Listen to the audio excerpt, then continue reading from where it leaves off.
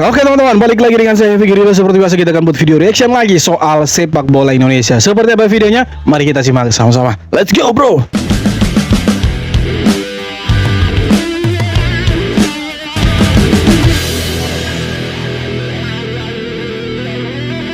Push, pemain favorit aku ni guys ya, JEZ guys ya. Kabarnya AC Milan guys ya. AC Milan sekarang ni guys ya, bukan hanya JEZ je beliau nak dapatkan, Sergio Ramos ya, Robert Lewandowski.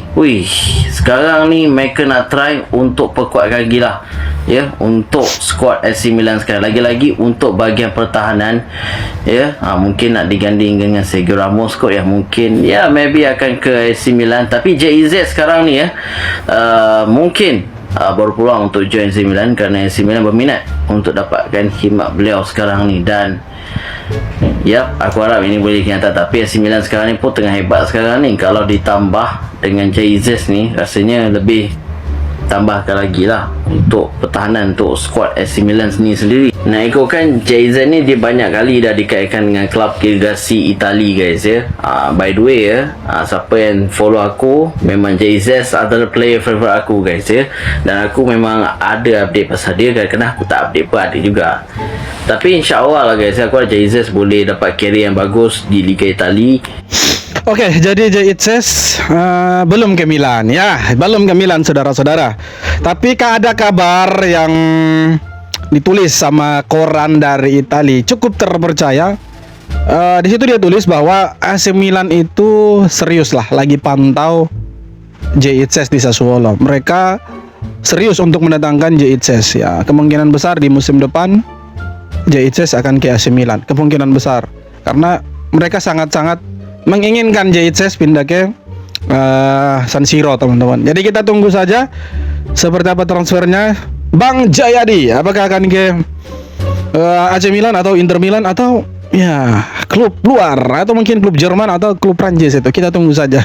91 intercept, 87 tackle, 134 sapuan. Media Italia sebut JEZ bisnis transfer sempurna. JEZ kapten timnas Indonesia jadi tulang punggung pertahanan Sassuolo musim ini. Bermain 25 dari 26 laga, cuma 1 kartu kuning, dan sukses membangun serangan dengan 954 operan. Transfer mahal yang terbukti luar biasa.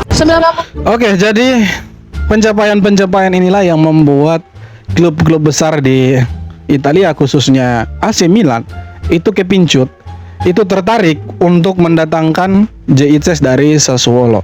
Ya, performa apiknya dia selama bermain di Sassuolo, 25 pertandingan dengan berbagai performa, dengan berbagai pencapaian yang dia dapat. Ya saya pikir ya not bad lah kalau dia pindah ke AC Milan. Ya kalau dia sampai jadi pindah ke AC Milan, maka dia satu-satunya orang Indonesia dan orang Asia Tenggara yang pernah bermain di AC Milan. Dan membuat kita bangga, membuat satu Asia Tenggara bangga bahwa ternyata ada orang Asia Tenggara yang pernah bermain di AC Milan, dan itu orang Indonesia. Oh, keren sekali itu. Kita harap sih itu kesampaian. Jadi tidak hanya tinggal cerita, maunya itu kesampaian bro. Semoga sih, semoga. Bek sekaligus kapten timnas Indonesia JEZ langsung menjadi pilar utama Sassuolo sejak didatangkan awal musim. Yes. Performa konsistennya membuat IZEZ tak tergantikan di lini belakang dan diakui sebagai salah satu bek paling solid di Serie A. Dengan 25 kali tampil sebagai starter, IZEZ mencatat statistik defensif impresif, 91 intercept, 30 blok, serta rating duel 1 lawan 1 yang tinggi, menjadikan nilai transfernya kini jauh melampaui harga saat direkrut. Oke, jadi dia punya harga juga sekarang tidak main-main teman-teman. Awalnya itu dari sekitar 50 miliar lah. Bahkan waktu itu dia ada di bawah jauhnya Messi Gers. Tapi 2025 akhir sampai dengan tahun 2026 sampai bahkan Maret ini, JEZ jadi salah satu pemain Asia Tenggara dengan transfer market tertinggi atau market value tertinggi teman-teman. Ya, dia itu ada di sekitaran 173 sekian miliar lah. Bahkan kalau nanti musim depan dia jadi ke AC Milan, itu bisa naik lagi ya. Market value-nya itu mungkin bisa jadi 300 triliun lebih lah, atau 280 atau 290-an lebih triliun lah. Dan itu akan membuat JEZ jadi pemain mungkin termahal sepanjang sejarah yang ada di Indonesia dan Asia Tenggara. Dan untuk level Asia, Bang J itu ada di peringkat kelima teman-teman, pemain termahal. Jadi itulah kerennya pemainnya kita. Tidak abal-abal, tidak ilegal. Di Eropa buat prestasi bukan sensasi, buat sejarah. Dan ya itu hanya orang Indonesia. Sekali lagi, again and again, itu mereka orang Indonesia. Ya, mereka orang Indonesia. Bandingkanlah dengan negara tetangga kita. Kenapa sih harus bandingkan dengan negara tetangga yang jersinya kuning? Karena kan ada komen-komen begitu kan, Bang, kenapa harus dibandingkan dengan Malaysia? Harus, karena mereka sombong ya kan. Mereka sombong dengan 7 pemain itu, dibanding-bandingkan dengan pemain kita. Nah sekarang kita bandingkan balik dengan pemain-pemainnya mereka. Bisa tidak kayak pemain Indonesia? Tidak bisa. Dan itu hanya JITSES dengan pemain-pemain yang lain seperti Kevin Dix, Kelvin Verdong dan lain-lain. Itu hanya orang Indonesia bro, negara lain tidak bisa. Baru 17 tahun, ini pemain keturunan Indonesia di AZ Alkmaar yang punya prospek menarik. Dia bernama AEB Morel, bek tengah berkaki kidal yang kini bermain untuk Alkmaar ya? U17. Palang pintu berpostur 180 cm, punya darah Indonesia dari sang ayah yang lahir di Jakarta. Nah, pada tahun 2025 kemarin, ia resmi menandatangani kontrak profesional pertamanya bersama Alkmaar dengan durasi 3 tahun. Bersama tim U17, Morel udah tampil dalam 8 pertandingan di musim ini. Hal tersebut ternyata menarik perhatian timnas Belanda U17 dan memanggilnya. Nah, dengan usia yang masih sangat muda serta bermain di klub besar Belanda, nama AEB Morel bisa jadi salah satu prospek menarik. Lalu, apakah bocah 17 tahun ini layak dipantau untuk proyek jangka panjang timnas Indonesia? Ya, kalau masuk dalam kebutuhan tim harusnya angkut, jangan lama-lama. Masukkan dia ke dalam skuad muda lah, di dalam kelompok umur lah. Untuk prospek jangka panjang betul itu bisa. Itu pemain-pemain seperti ini yang mereka bermain di klub-klub ternama lah di era divisi harusnya jangan disia-siakan. Kenapa? Karena ini bisa membuat lini belakang timnas Indonesia ke depannya jadi sangat-sangat menakutkan dan ditakuti oleh lawan-lawannya timnas Indonesia. Ya karena kita tidak bisa lagi ke depannya mengharapkan JITSES, Justin Abner dan lain-lain. Karena secara usia pastinya akan bertambah dong. Nah regenerasinya itu bagaimana ya, pemain-pemain seperti inilah, pemain-pemain diaspora kita yang bermain di luar, kalau mereka tertarik untuk membela Indonesia harusnya angkut. PSSI segeralah, jangan tunggu lama-lama. Ini pemain bagus ini. Marcelino Ferdinand dipastikan absen di FIFA Series Jakarta karena cedera lutut yang nggak sembuh-sembuh selama setahun. Emang nggak ada pemain lain yang sepadan apa ya? Sampai kita terus-terusan nungguin pemain yang lebih sering di ruang medis daripada di lapangan. Belum lagi Tom Haye sama Shane yang kena sanksi konyol FIFA. Bener-bener gak habis pikir gua. Cek profil gua buat nonton bola tiap hari. John Herdman baru datang udah dikasih skuad rongsok. Apa Marcelino sebenarnya udah habis ya di usia muda? Komen di bawah. Marcelino entahlah, semoga dia belum habis lah. Karena karir pemain itu ada kadang naik, ada kadang turun gitu kan. Marcelino di Persebaya oke, kemudian ke Oxford akhirnya jarang bermain, mungkin ya itu pun masuk sebagai pemain cadangan, bermain di FA Cup waktu itu ya. Dan sekarang ya di Trensin kah? Apakah nama klubnya itu? Yang tahu boleh komen itu. Yang tahu boleh komen silahkan. Tapi di sesi trainingnya Oxford Marcelino ada itu, ya kan? Dia ada di situ. Nah, kenapa dia tidak dipanggil? Karena cedera gitu. Nah, di Indonesia sebenarnya kita punya banyak pemain-pemain yang kalau boleh dibilang kelasnya hampir setara dengan Marcelino. Cuma sejauh ini yang paling berdampak untuk timnas itu cuma Marcelino. Kita masih ingat 2 golnya dia ke gawang Arab Saudi waktu kualifikasi Piala Dunia ronde ketiga. Dia itu tidak diharapkan untuk mencetak gol gitu kan. Maksudnya tidak ada di bayangannya kita bahwa Marcelino cetak gol. Tapi bayangkan di pertandingan itu dia bisa cetak brace dan membuat kita semua itu banggalah dengan timnas Indonesia.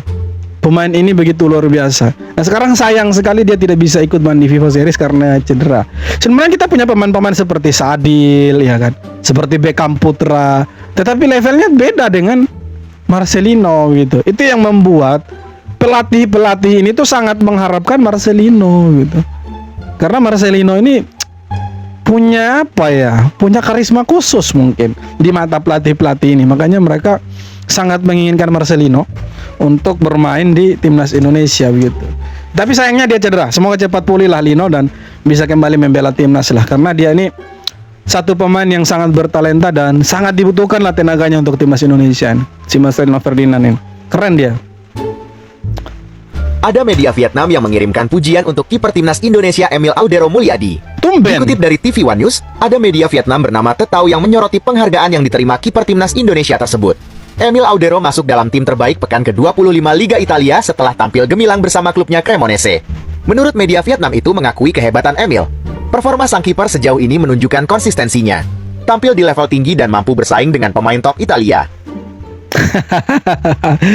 Tumben ada media Vietnam yang puji-puji pemain Indonesia. Biasanya itu kritik, olok, ya kan, nyinyir, sindir. Tapi tumben mereka seperti memuji gitu. Tapi memang performanya Emil Audero sesuai dengan pujian dari media Vietnam ini. Dia tahu, ya kan. Dia tahu nama medianya itu. Kalau kita lihat Emil Audero di Serie A, memang save-nya itu terbanyak, ya kan. Save-nya itu terbanyak, mengalahkan Ian Sommer, kemudian Mike Nan itu di bawahnya Emil Audero. Bahkan kiper sekelas De Gea itu mantan pemain MU itu ada di bawahnya Emil Audero gitu. Artinya Emil Audero save-nya itu luar biasa gitu, ya, sangat-sangat luar biasa. Dan itu yang dibuat itu memang keren sih si Emil Audero ini. Dan ya semoga di timnas lebih gacor lagi. Cuma begini teman-teman, di timnas itu ada 2 kiper jago, kita ada Paes, Audero. Nah Herman ini bingung mau kasih turun siapa, apakah Herman apakah Audero atau Paes gitu. Tapi siapapun antara 2 pemain ini yang turun, dua-duanya keren. Karena satunya main di klub besar di Ajax Amsterdam di Eredivisie, satunya main di Serie A Cremonese. Keren lah. Tapi ya semoga persaingan sehat. Itu yang kita harapkan teman-teman. Dan bisa lolos Piala Dunia tahun 2030. Dan yang penting bisa juara AFF lah. Semoga. Kalau tidak pun tidak masalah.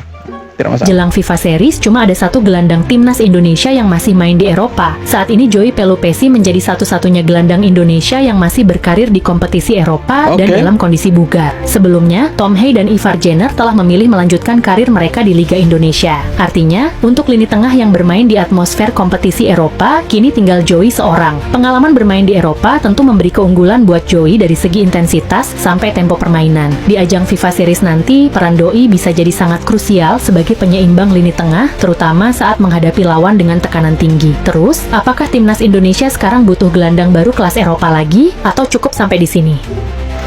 Sebenarnya kita butuh pemain tengah, ya gelandang kita sangat butuh. Penyerang juga kita sangat butuh.